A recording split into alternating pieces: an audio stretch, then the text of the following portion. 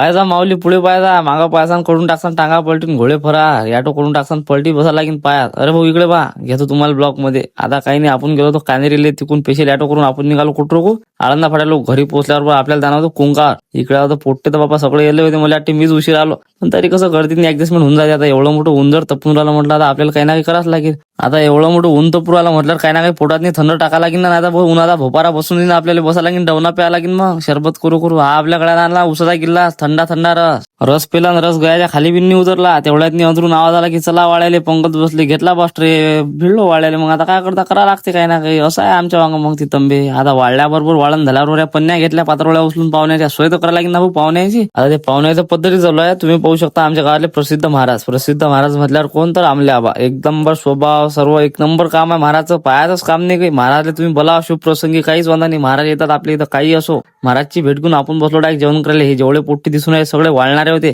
आता हे सगळ्यात आखरीच्या पंक्तीत म्हणजे हल्टिंग बसले सगळ्यात जेवायले. सगळ्या पोट्ट्याचे जेवण झाले. पोट्टे उठले बी पात्रावरून. भाऊचं म्हणणं आहे सट खायचं आणि टट राहायचं, झोलच नाही खायचे म्हणतात. आता पंक्तीतलं सगळं वारसार करून आपण निघालो घर जायसाठी. तर मग आजच्या एवढंच मित्रांनो, भेटू पुढच्या ब्लॉग मध्ये.